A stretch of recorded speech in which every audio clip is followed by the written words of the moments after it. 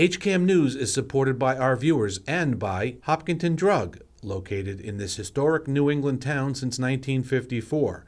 They are a multifaceted store dedicated to providing clients with an array of healthcare options. And by Webster First Federal Credit Union, providing financial products with attentive customer service to the local families and businesses of Hopkinton. Visit us at websterfirst.com.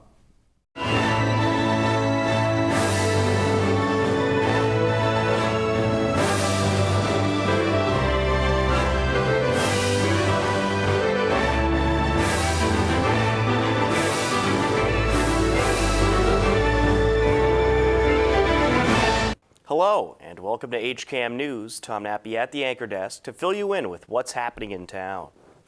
On this edition of HCAM News, we have highlights from the annual July 4th Horribles Parade. The Hopkinton Trails Committee cut the ribbon to officially open Echo Trail. And we caught up with Down syndrome advocate Marla Morasco. But first, here are some happenings in town you should know about.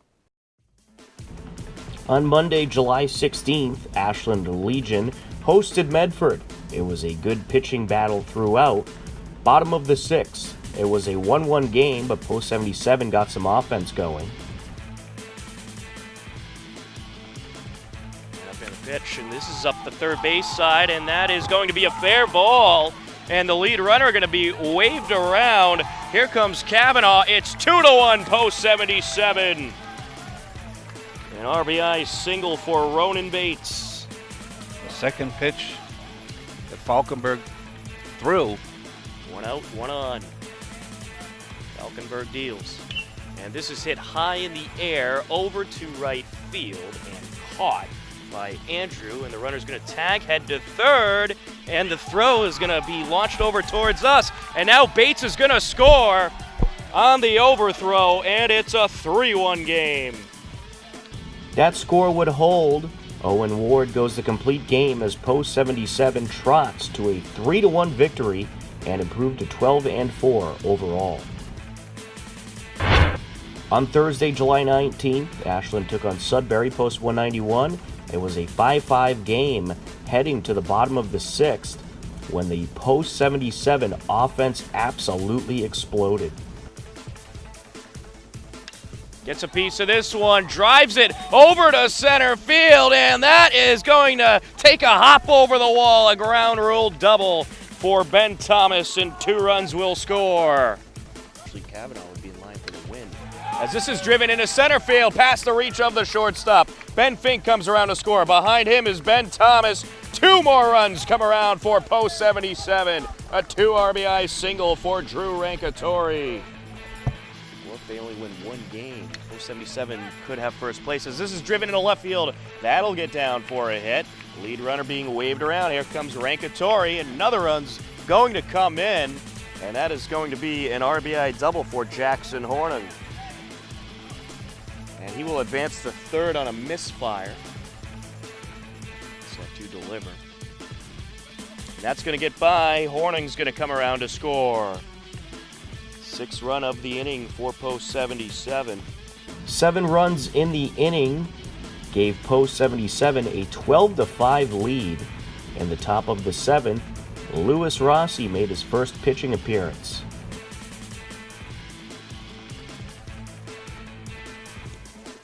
There is strike 3, 2 away. Fans are imploring Lou to pour it down the plate. And there it is. 2 strikeouts for Lewis Rossi. He can hit, he can play third base. Now we discover he can pitch. He could do it all. Despite the inexperience on the mound, Rossi recorded 2 strikeouts and got the job done. Post 77 wins their final regular season game over Sudbury by a final score of 12-5 and improved to 14-4 overall. Post 77 defeated Natick 6-3 in the first round of the playoffs, which led to a matchup on Tuesday, July 24th with Medford. It was 2-1 Medford heading into the bottom of the third. Post 77 was able to put together some runs. Lewis likes to go the other way, so there's a big gap between third and short. It's a piece of this one. Slow roller up the middle. That's going to get through to right field. Bates around to score, and Hornung's going to be held up. It's a 4-2 post 77 lead. An RBI single for Lewis Rossi. Dude, he's looking very good. Breaking pitch up the middle, past the reach of the first baseman. Hornung around to score, and no play will be made. Everybody's going to be safe. A 5-2 lead for post 77. 4-run score in the inning, and that led to a post 77 6-4 victory. Tom Nappy here with Ben Thomas and Jackson Hornung. Guys, another tremendous game, another tremendous playoff win. Ben, you had a great day today, going 1 for 2 with a couple of walks, scoring a couple of runs. Could you just talk about your performance out there? I was seeing the ball very well today, and I was just trying to see it deep, and didn't give me many strikes at first. Got 2 walks on 8 balls, but I was able to get runners going and produce some runs for my team. It was a good day. And you guys seem to have a lot of fun out there as usual today, and it just seems to be such good chemistry. What's it like playing with this group? It's awesome. We all know each other very well. We're a really tight team. We always going out after to eat dinner after games and stuff like that. We know each other all well, and I'm playing with Jackson for a couple years now, and we just have a blast. We're just having fun, and as long as we keep having fun, I hope we keep winning. So. Absolutely, and Jackson, you had a pretty good performance out there as well. You got hit by a pitch which drove in a run and also made a couple of good defensive plays, and you've been consistent all season long and so good at that shortstop position for post 77. Could you talk about your performance out there today and also the team as a whole? Well, my first play of the game I kind of botched, so I wanted to get it back for Gus, so I made a couple plays for him, but it's always for my team. I just want to go out there and win and keep winning. So.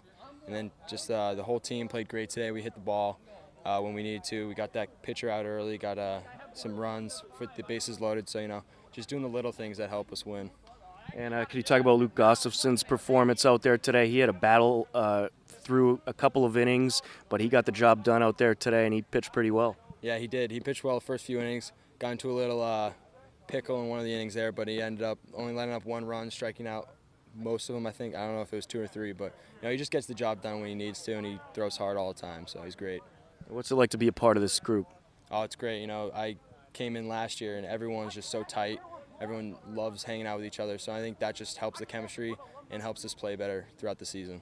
Well, guys, you put yourself in a very good position with rain coming, so hopefully we'll see you in the state tournament. If not, we'll have some more district playoff fun. Congratulations on a great victory out there tonight. Thank you. Thank you.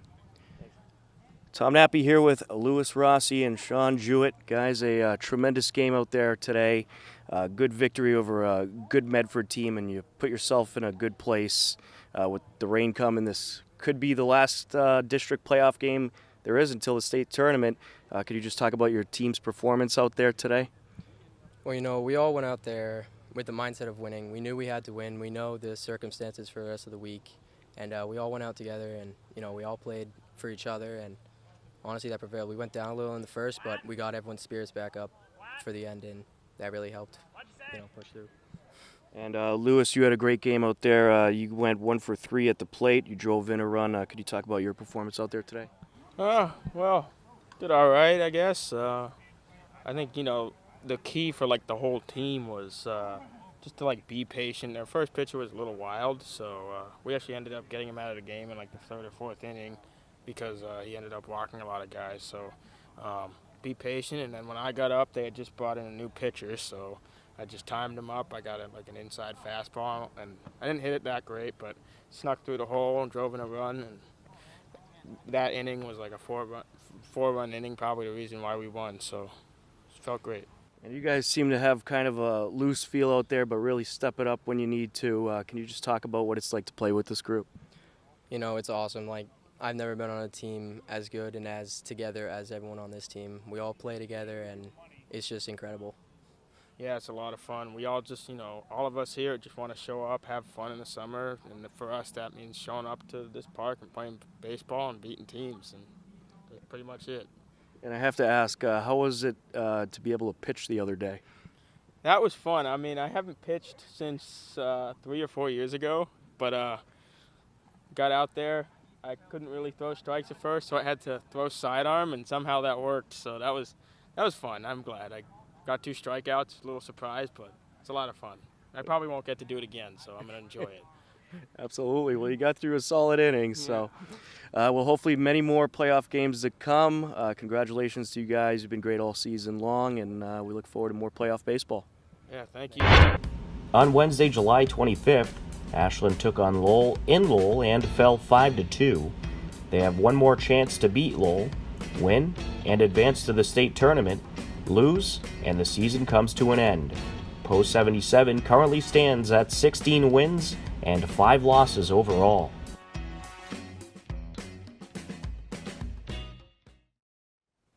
Tom Nappy here alongside Marla Morasco. Marla, how you doing today? I'm doing great. How about yourself? I'm doing fantastic. Good. I understand you were recently at the State House and you had the opportunity to meet Governor Charlie Baker. Could you talk about what you were doing at the State House? Sure. So it was the 5th annual Down Syndrome Awareness Advocacy Day for the Massachusetts Down Syndrome Congress. And it's an important day for families and for self-advocates to go and meet our state legislators and ask for their support and funding for critical bills that are important to our family and to our families. And so I decided this year I was going to bring my son with me. So we went, and he got the opportunity to shake Governor Baker's hand, and actually, it was interesting because I didn't know that picture was being taken. I'm the crazy mom in the back, if you see it. And one of our friends said, "Hey, look who showed up on Governor Baker's Twitter feed." And it's exciting. I mean, my son's really proud of that. It's important for him to be out there and start self-advocating for himself, and that's what I'm trying to do by bringing him to events like that. And how did your son enjoy the experience? He loved it. I mean, he's a very outgoing kid. I mean, literally, we sat down, and the first thing he said to me was, "Mom, I speak?" And I said, "No, honey, not today. Someday, but not today."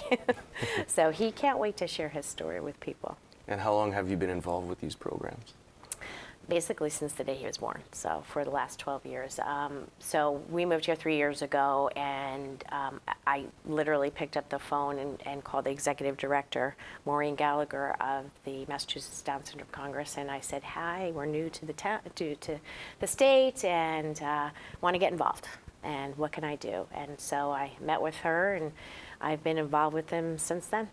And I understand you just recently wrote a book? I did. I just published a children's book, Adventures with a Special Traveler, and it's basically our story. Jacob loves to travel, and I wanted to encourage families that even though they get that diagnosis, whatever that diagnosis may be, that it shouldn't stop them from seeing the world and experiencing what's out there, and that they may need to plan a little differently, but that it's still doable. And so in the back of it, it is also a resource. I provide special needs travel information in the back of it, some of the TSA Cares program that is available, and information that families probably need to know about before they actually get on an airplane, for instance. And if people wanted to find out more about your book, where could they look? They could actually go to Amazon and find it there, or they can go to my website, marlamorascospeaker.com. All right, excellent. And just one more time for the viewers, what's the book called? Adventures with a Special Traveler. Terrific. We'll have to be on the lookout for it. Thank you. Well, we thank you so much for joining us today. Sure. Thank you for having me. Coming up next on HCAM News, we have highlights from the annual Horribles Parade, and the ribbon was officially cut opening Echo Trail. A whole lot more ahead. Stay tuned. HCAM programming is supported by our viewers, thank you, and by Golden Pond Assisted Living, honoring resident choice, dignity, and independence. Our health and wellness focus keeps residents active. Golden Pond, state-of-the-art senior housing and healthcare services. This is Kobe. He is a 3-year-old Cocker Spaniel. He came here via Craigslist. A family got him off of Craigslist and took him home, and found out that he doesn't like kids, and they had small children, so they brought him here. And he's really sweet, but like I said, he doesn't really like kids, and he doesn't really like other dogs, and we're guessing probably not cats either, although we haven't tested that. He likes to sit in your lap. Like if I were sitting down right now, he would be in my lap, and will require grooming, because Cocker Spaniels do need grooming. He's 3 years old. And very, very sweet. He's one of our favorites here. I think why he has been here for a couple weeks is because, again, he needs to go to an adult-only home, and that's a little bit trickier to find. Come here. He knows some basic commands. He knows to sit and to lay down, which is kind of unusual here. Usually we get dogs and they don't know anything at all, but he knows quite a few, which is kind of fun. And he just wants to be loved and petted. Sit. Good boy.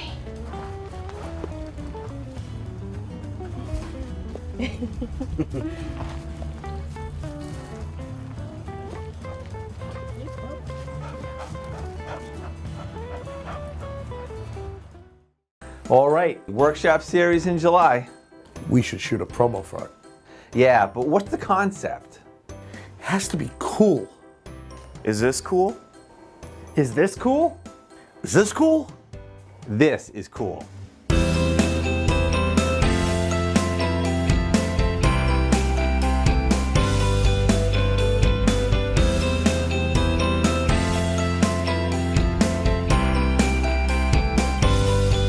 Every year on July 4th, you can catch the Hopkinton-Horribles Parade. The Independence Day tradition, known as the Horribles Parade, started in Lowell, Massachusetts in 1851 and makes light of some of the local political and public figures. Here's a look at this year's Hopkinton-Horribles Parade.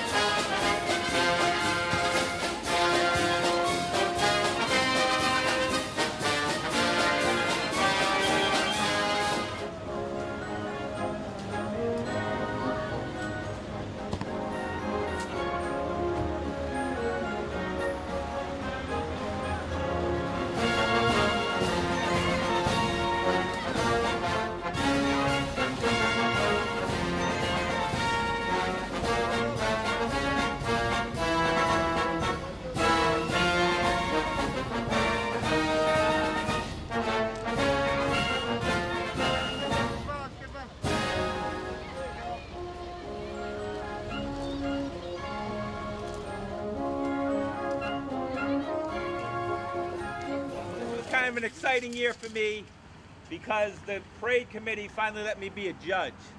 So I'm the one that you can complain about when we give out the award. Also want to thank my daughter Colleen, who did all the heavy lifting this year. We're going to give out the third place award first. And this is going to go to a group that I think this is their second year coming here today, so it's, we wanted to recognize that. Under Pressure. Second place. This was a nice parade, or parade float. Jenny's Dollhouse. They put a lot of work into that one. Here's Jenny. The next award is going to be the most patriotic award. And this was a big float. This was a string of floats. We're going to give this one to Scott Septic for the red, white, and blue. You're Scott Septic. Hold on. Wait a minute. Can't get away that easy. The next trophy is the big one. This is the children's trophy. We're going to give this to the Jaws float. All right, I'm going to get in the middle of you two guys. Yeah. Hold the trophy. All right. The next one, we give this out every year. This is the most historical trophy. There was a lot of competition for this year, but we're going to give it to Skip Irvine. That is the nice pickup truck you put in there. Who wants to hold the trophy? You want to hold the trophy? Take. Awesome. Turn around. You got to take your picture. Thank you. The next award, everybody tries to get this one. This is the Family Award. We're going to give this one to the Friends of Hopkinton. Put on that nice float. September 17th? September 17th. The 17th, Danny? Family Day. Okay, guys, all together. September 17th.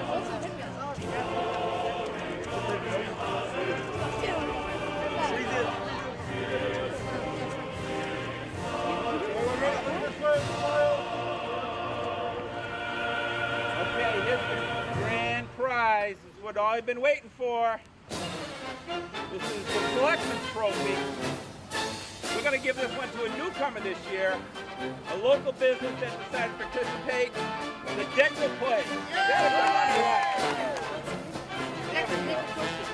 Come we hold the trophy. All right.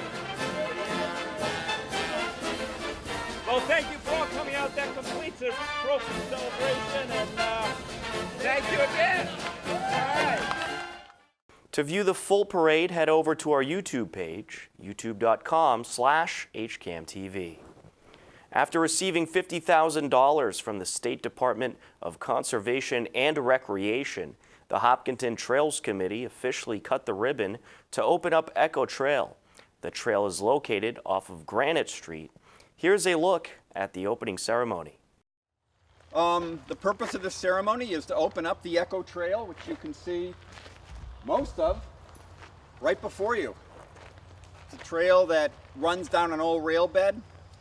The real purpose for the ceremony is to introduce the town to the trail and to let people know that this resource is available. Any project like this is a great example of a positive endeavor by many, many people throughout the town. On the board I've got a list, but I've got some of the folks here listed. Elaine Lazarus and Ken Parker worked initially to get this land purchased. Funding for the trail, we got that money through a combination of Community Preservation Act monies, that's through the town, through town meeting. And then, as I said, we also had this grant to cover the lion's share of the money. The grant program through DCR, Department of Conservation and Resources and Recreation, is a matching grant, so you have to contribute. So having that CPA money allowed us to put the match in to do this. The other thing that shows up on the state bottom line, but is really where a lot of the quote-unquote funding comes from, is volunteer effort. And just a ton of people helped out working. We were here Saturday. There used to be a very large dirt pile right there. I'm bad about this, but we should have taken a picture of that large dirt pile. It's no longer here, and the parking lot looks great. This looked quite different on Saturday morning. You know, and just the scouts worked on clearing stuff down there. If you want to go for a little bit longer walk down there, you'll see a bridge that was an Eagle Scout project by Cameron Hannon. Adam West is another person who helped out a lot. Scott had like the front part and Adam had the back part. Those guys worked together to split up how they were going to do it. Trails Club, Hopkinton Trails Club, a lot of volunteer effort. Like I said, the Saturday effort was mostly Trails Club. Jeff Barnes, we'll walk down a little bit. You can see the sign down there. Jeff came to me and said, gee, is there any way to put a historic sign down to talk about what was here? There used to be, believe it or not, within I think the last 50 years, 50, 60 years, there was a huge cutting shed over there for granite. Troop 4, I mentioned Cameron again, but he had a lot of folks that worked with him to put that bridge in. Prior to that, they did a lot of clearing on the trail as well. And finally, because I'm probably forgetting some individual, just the members of the community, whether it's somebody who uses the trail and in doing that, you know, encourages other people to use the trail, whether it's folks at town meeting who vote for trails and vote for our continued push on this, or whether it's people who are walking the trails and pick up a stick and a piece of brush and move it off the side of the trail. After that big storm, we certainly did some clearing, but there was a lot of other clearly volunteer clearing, whether it's the neighbors here or whoever it was. So just want to say the members of the community in general have been great as far as helping this out. With that, I wanted to keep this ceremony somewhat short given the weather. And I'll have Elaine do the ribbon cutting. I just also wanted to thank the residents and the volunteers, especially the abutting residents who have to put up with a bit of construction activity. Your patience is appreciated as well. All right, with that, we welcome everybody to the trail. There you go. A whole lot of programming is coming up on the HCAM channels. Here to tell you all about it is Matt Clark with our HCAM Insider.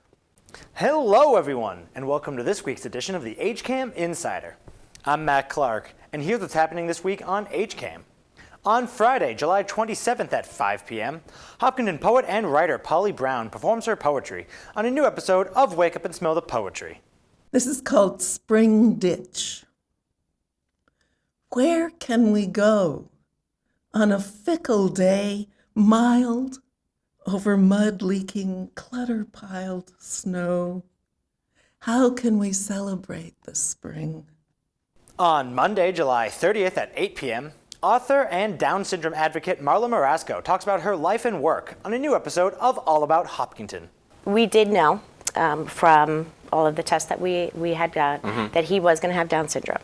And so we prepared ourselves as best you can with that diagnosis and really just accepted it and basically moved just as the day he was born.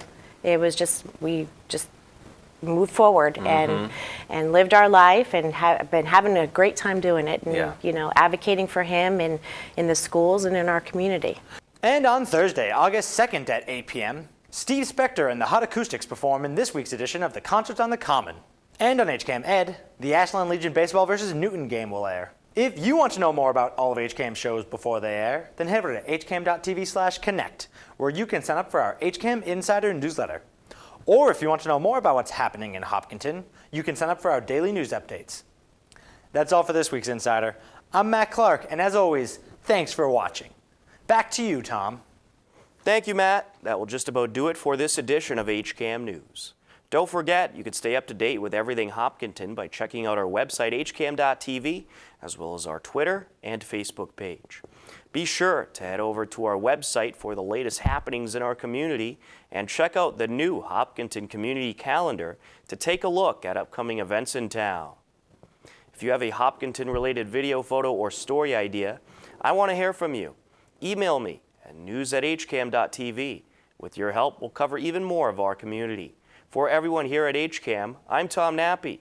We leave you now with the current community listings and upcoming government meetings. As always, thanks for watching HCAM News. Take care and enjoy the rest of your day.